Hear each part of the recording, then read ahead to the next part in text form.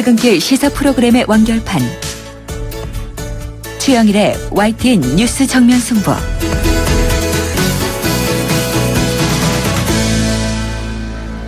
YTN 뉴스 FM 뉴스 정면 승부 2부 시작합니다.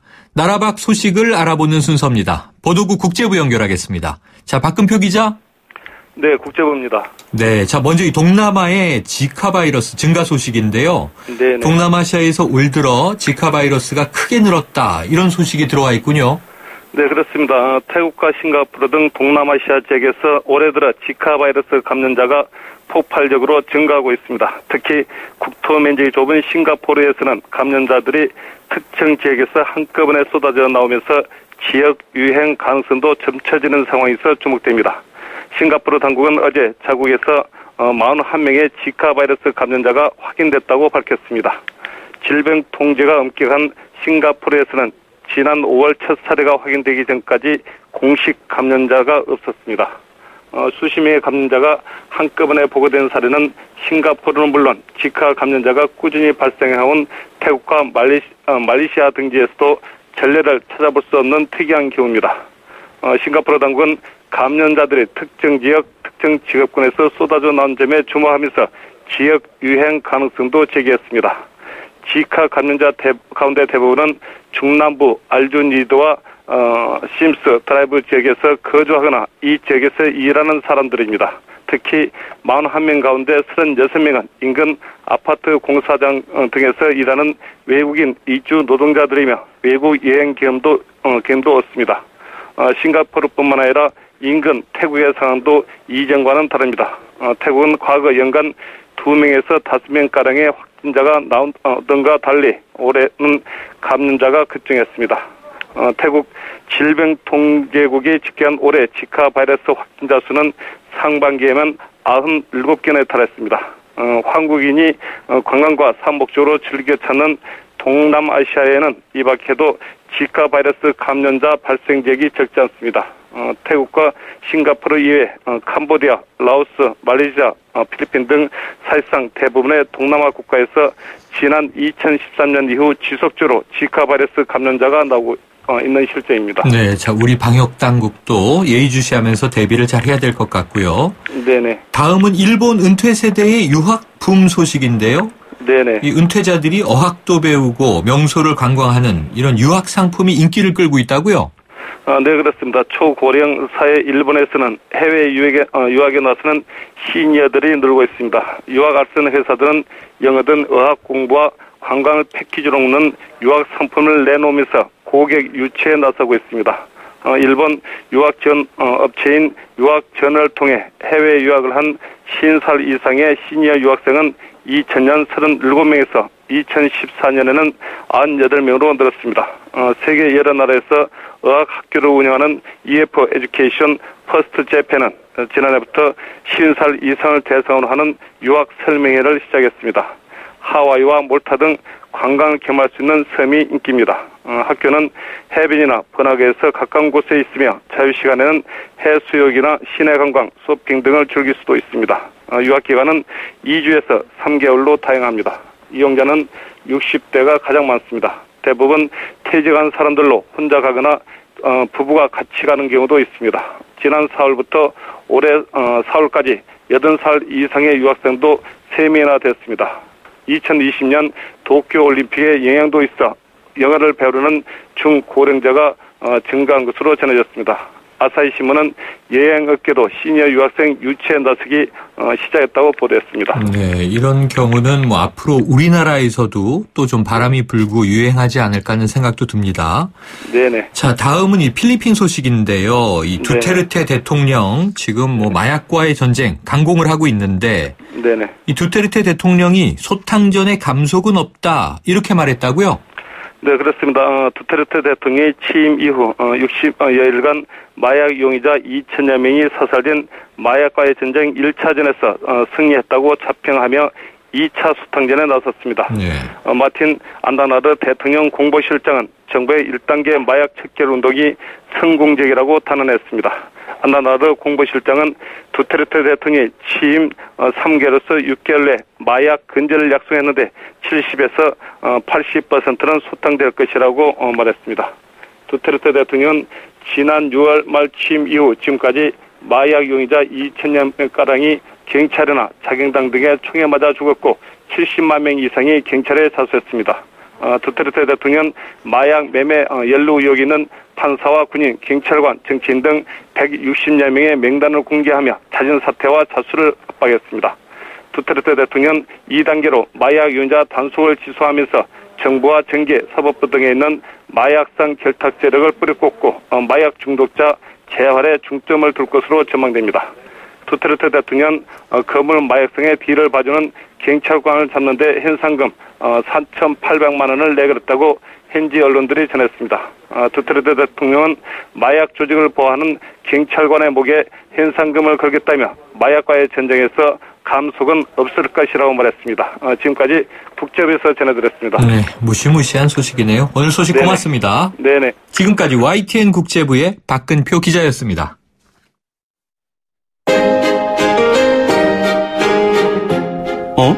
지금 듣고 있는 라디오가 뭐지? 아하, YTN 라디오. FM 94.5MHz YTN 라디오.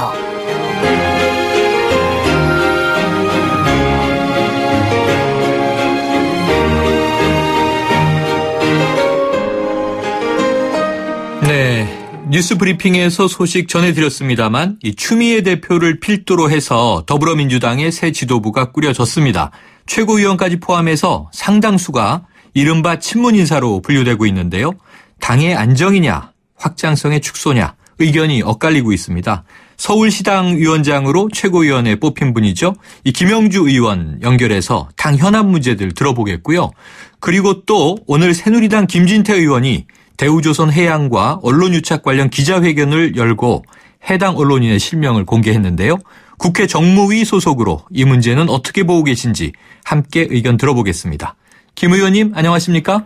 네, 안녕하세요. 김영주입니다. 네, 자 우선 이 최고위원 맡으시는 것 축하드립니다. 예, 감사합니다. 네, 이게 예. 대선이 이제 내년으로 다가와서요. 예. 이번 지도부의 어깨가 더더욱 무거운데요. 가장 중요한 과제 뭘로 보고 계세요? 예, 저는 가장 우선은요, 우리 대한민국 국민들의 먹고 사는 문제. 네. 지금 우리 사회 양극화가 매우 심해지고 있지 않습니까? 그렇죠. 예, 소득 불평등 아주 심화되고 가계부채 1,200조가 넘습니다. 네. 서민 경제가 무너지고 있어요. 그래서 그뿐만 아니라 민주주의 남북관계도 모두 후퇴하고 있습니다. 그래서 새로 들어선 우리 당 지도부는 먼저 이 같은 민생의 문제를 해결하는 것이 최우선 과제라고 보고요. 네. 이런 최우선 과제를 해결하기 위해서는 내년 대선에서 반드시 승리해서 정권을 교체하는 길이다 이렇게 생각합니다. 네. 예, 그러기 위해서 저희 지도부는 또한 그 많은 국민들과 언론이 우려하고 계시는 그 한쪽으로 치우친 이런 우려를 불식시키기 위해서도 공정한 대선 경선하는 그런 후보를 만들어내야 합니다. 예, 2002년도 우리 당은 역동적이고 혁신적인 국민 참여 경선을 치른 바가 있습니다. 네. 그 힘을 모아서 후보 선출 이후 당 선대위에 국민 참여 운동본부를 만들었고 대선에서 극적으로 승리한 소중한 경험을 갖고 있습니다. 그때 추미애 대표와 저는 국민 참여 운동본부에서 함께 활동한 바도 있고요. 네네. 그 경험을 살려서 깨끗하고 공정한 경선을 넘어서 창조적인 경선, 정당사의 길이 남을 역동적인 경선을 만들어낼 것입니다. 네, 예. 지금 뭐 세간의 우려를 미리 말씀해 주셨는데요. 네. 이번에 이제 당대표 선출 최고위원들의 이제 구성 이걸 네. 보면서 이제 주말 내내 이제 언론들의 감론을박이 있지 않았습니까? 그렇습니다. 또 이제 SNS도 예. 그랬는데요. 네. 이 개파 문제에 대한 우려가 워낙 크다 보니까 예. 지금 내년 대선의 경선은 깨끗하게 하겠다 이런 말씀하셨어요. 네. 자, 그런데 결국 이제 이 김종인 이제 비대위 대표 전 대표가 됐습니다. 네. 이게 문제가 이제 한쪽으로 쏠리는 경우에는 이 외연 확장과 수권이 어려워진다 이런 경고를 계속 하지 않았습니까? 예. 그럼 이 외연 확장 문제 괜찮을까요? 김종인 전 대표께서는 지난해 우리 당 어려울 때 오셔서 비대위를 맡아서 총선 승리로 이끌어 주신 분입니다. 네네. 그래서 우리 당에 대한 우려의 말씀은 한쪽으로 치우치지 말라는 염려의 말씀을 해주신 것이라고 봅니다. 네네. 이것을 누구보다 잘 아는 새 지도부가 편향적으로 결정하고 외연 확장도 외면할 것이라 생각하시는 것은 전 기우라고 생각하고요. 네. 새 지도부가 한쪽으로 치우치지 말고 더 노력하라는 뜻에서 해주신 말씀이라고 생각하고요. 네. 이번 지도부는 공정한 경선, 역동적인 경선을 만들 것입니다. 그리고 또한 저희 당의 운동장 크기를 지금 갖고는 안 되지 않습니까? 네네. 집권을 위해서 반드시 키워야 되고요.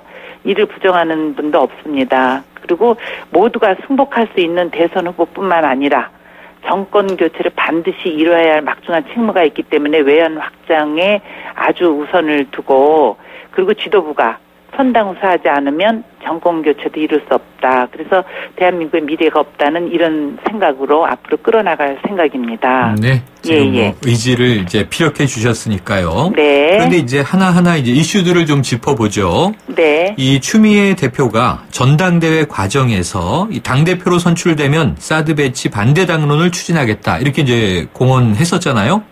예. 오늘은 이제 취임 첫날 이 문제에 관해서 직접 언급은 없었습니다만 예. 내일 또 관련 이제 토론회가 있다고 들었습니다. 예. 그렇다면은 이 사드 문제와 관련해서 네. 당론이 결정될까요?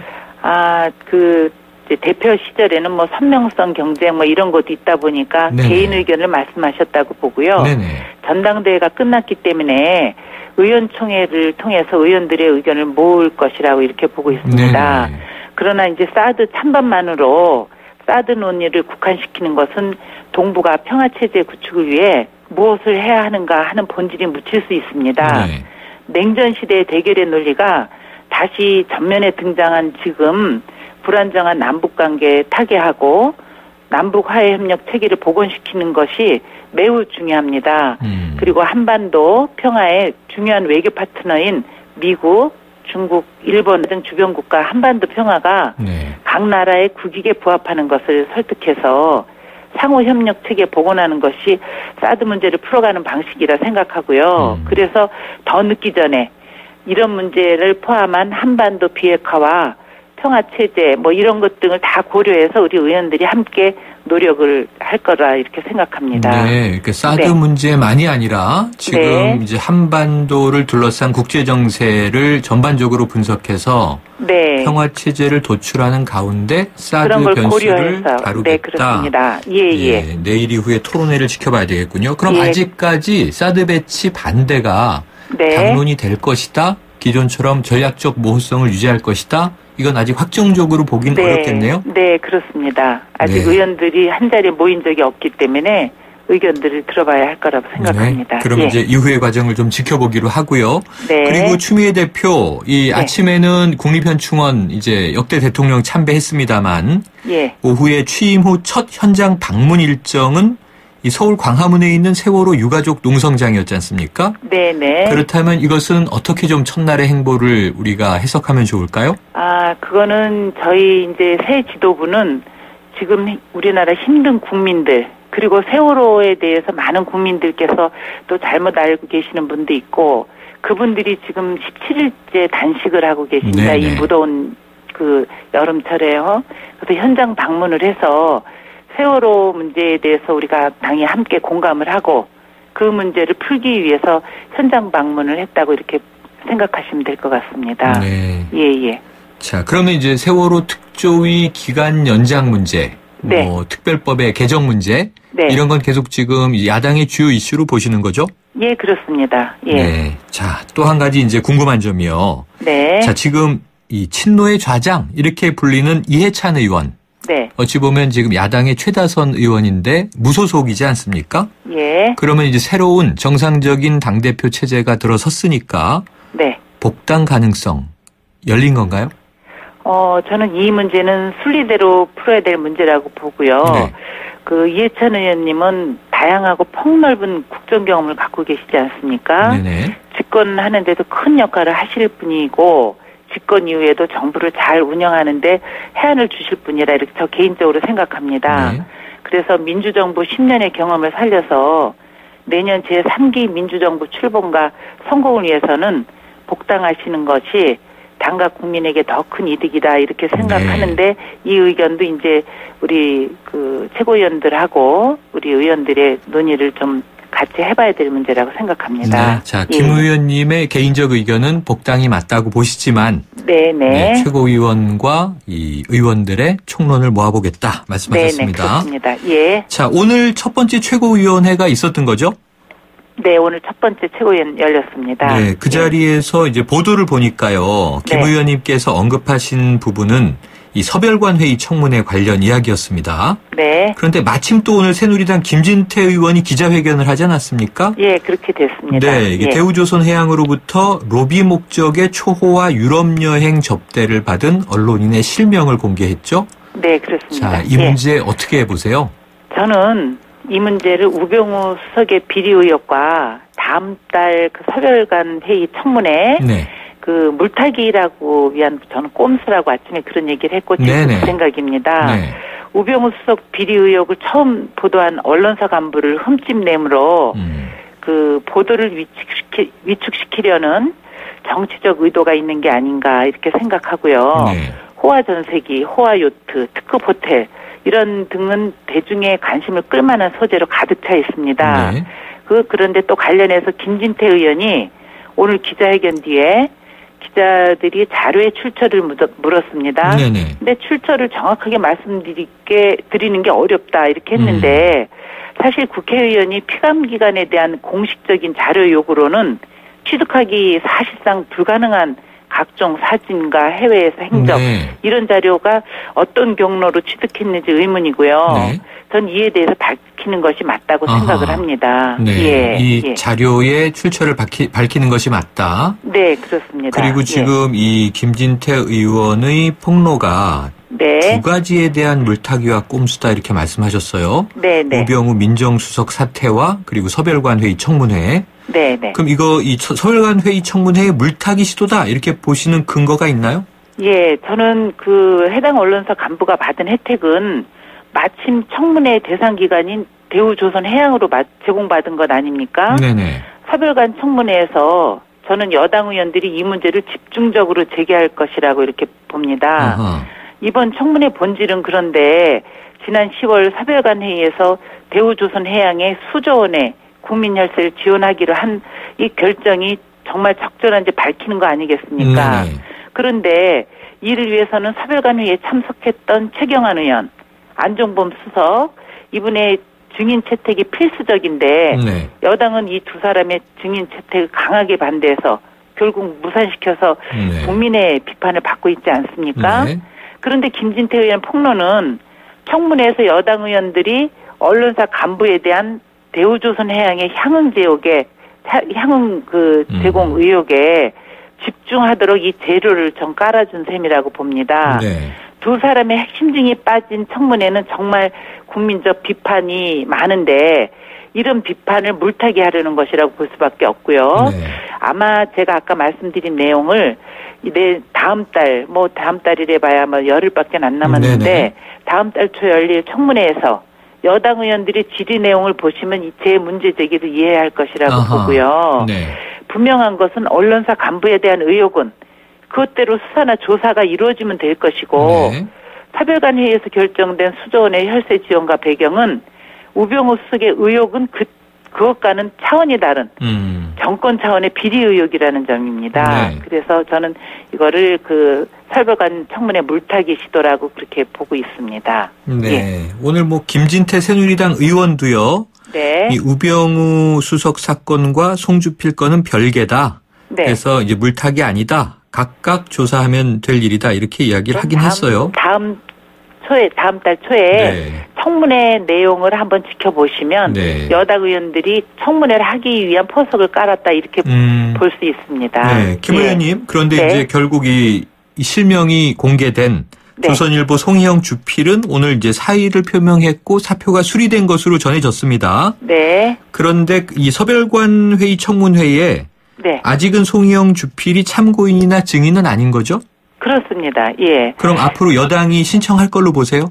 예, 저는 반드시 신청할 거라고 보고요. 네. 사실 사별관 청문회 본질인 아까도 말씀드렸지만 국민 혈세 지원 배경인데 네. 이거 직접적인 관계가 없는 그 송희영 주필 참고인 증인 이거 신청할 거라고 봅니다. 강하게 저는 증인 채택 요구를 할 거라고 보고요. 네. 여기서 국민들께서 보셔야 할 것은 여당이 정작 중요한 핵심 증인인 사별관 회의 참석자인 네. 최경환 의원과 안종범 청와대 수석 증인 채택을 그 강하게 비판해온 그 언론사나 이런 걸 물타기 하기 위해서 네. 결국은 이 호화 여행에 송희영 주필을 전면에 등장시키는 네. 그런 건데 저는 이 두 사람인 증인 채택이 언론사 간부의 증인 채택보다 비교할 수 없이 중요하다고 이렇게 봅니다. 네, 한번 예, 또 예. 의원님께서 지금 예고를 해주셨으니까요. 네, 네. 9월 초에 청문회 지켜보는 거로 하고요. 네. 그리고 이제 언급은 하셨습니다만 또 다른 사안인 이 네. 우수석 문제요. 네네. 공교롭게 오늘 이제 검찰 특별수사팀 우수석과 또 이석수 특별감찰관 모두 다 네. 압수수색하지 않았습니까? 네. 그런데 이 주식회사 정강의 압수수색 이후에 이 굉장히 쇼핑백 하나 들고 나오더라고요. 예. 이 수사가 제대로 진행될지 어떻게 보십니까? 저는 그렇게 봅니다. 우리 국민들께서 검찰이 어떤 기관이나 개인을 압수수색하면 커다란 상자를 뭐 차로 들고 나오든 그 상자 박스를 들고 나오는 걸 많이 보셨는데. 익숙한 모습이죠. 그럼요. 근데 종이 가방 그 쇼핑백에 들고 나왔다는 거 보면 저희가 사실 검찰 특별수사팀 팀장에 우병우 수석과 가까운 윤곽근 대구 고검장 임명되시지 네. 않았습니까? 그때부터 예상했듯이 제대로 된 수사가 이루어질지 매우 회의적으로 봤습니다. 아하. 그런데 우수석 일가가 소유한 정강에 대한 압수수색이 그 쇼핑백 하나라면 허탕이었다는 점은 네. 수사 정보가 유출된 게 아니냐 하는 강한 의구심을 갖게 합니다. 네. 또한 특별수사팀은 오늘 압수수색에서 네. 이석수 특별감찰관의 사무실은 압수수색했으나 네네. 우수석의 청와대 집무실은 압수수색 네. 영장도 신청하지 않았습니다. 네. 그래서 우수석이 현직에 있는 한 제대로 된 수사가 어렵다는 점을 다시 한번 보여준 거고요. 네. 특히 오늘 이석수 특별감찰관이 청와대 사의를 표명했는데 그랬죠. 또 다른 수사 대상인 우병우 수석도 마땅히 사퇴해야 된다고 이렇게 생각합니다. 사퇴해야 한다 이렇게 네. 말씀 주셨습니다. 오늘 말씀 네. 여기까지 듣죠. 고맙습니다. 네, 감사합니다. 지금까지 더불어민주당 김영주 최고위원이었습니다. 첫 SK2 광고 촬영 후 몇 년이 지났는데도 지금 제 피부 더 좋아 보이지 않나요? SK2 피테라 에센스 맑고 투영한 피부로 지금 그리고 앞으로도 네가 내 운명을 바꿨어. 누시지 않을 거예요. 내 손으로 직접 기른 신선한 오렌지에만 파머의 이름을 허락한다. I am farmer. 농장에서 온 프레스트 주스. 델몬트 파머스 주스바.